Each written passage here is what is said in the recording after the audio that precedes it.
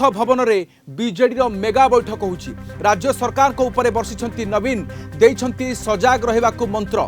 भुवनेश्वर स्थित ये बीजेडी मुख्य कार्यालय में शंख भवन में आज बिजु जनता दलर एक गुरुत्वपूर्ण सांगठनिक बैठक अनुष्ठित होइछि। दलर सभापति श्री नवीन पट्टनायक अध्यक्षतार अनुष्ठित हाई प्रोफाइल बैठक में 2024 साधारण निर्वाचन विधायक प्रार्थी माने जोग देइथिले।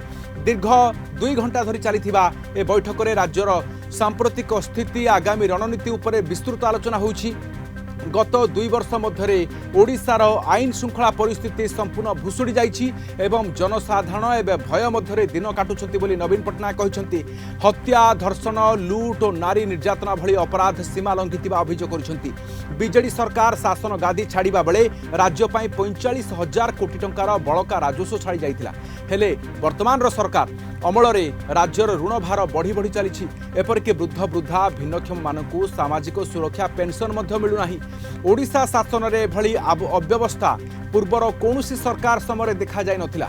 वर्तमान राज्य में चलीथिबा एसआईआर को नहीं दलीय नेता मानकू सजाग रहिबाकू नवीन निर्देश देइछंती। अन्य राज्य में एसआईआर समय घटिथिबा घटना को आखि आगे रखी ओडिशा रे जेपरी सामान्य टाइपोग्राफिकल जो भूल जोगु जड़े भी योग्य भोटर नाम बाद न पड़े से तीक्ष्ण नजर रखा से कहते।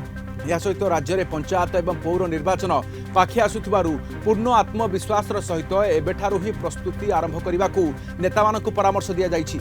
यह सहित लोकंक पाखरे पहुंचबा पई सोशल मीडिया व्यापक व्यवहार उपर गुरुत्व दिया जाइछि।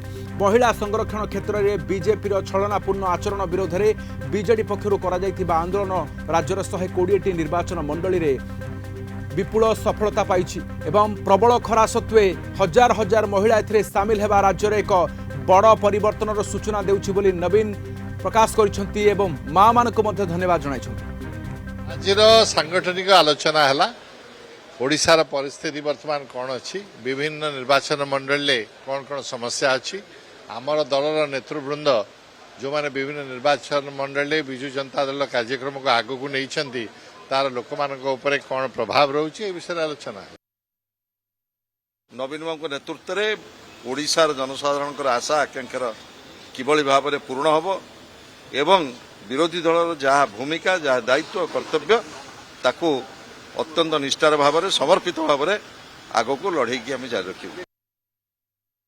एक्सएमएल मानक सांगरे आज नवीन बाबू बहुत समय दीर्घ समय धरी आमर संगठन उपरे एरिया उपरे बहुते जिनस आलोचना कले। नवीन पट्टनायक विकास वार्ता को आम सोशल मीडिया कोभली भाव में आहरी एक्टिव करूँ कोभली भाव में तृणमूल स्तर में आहरी अधिक क्रियाशील संगठन को करूँ ता उपरे गुरुत्व दिखाई।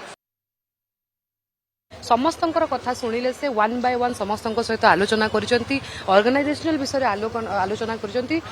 पाखापाखि 2 घंटा धरी समस्त निज निजर मतामत रखिले लेखिकी मध्य देले एवं से कहिसेंती जे आगामी दिन रे से प्रत्येक जिला को जिबे।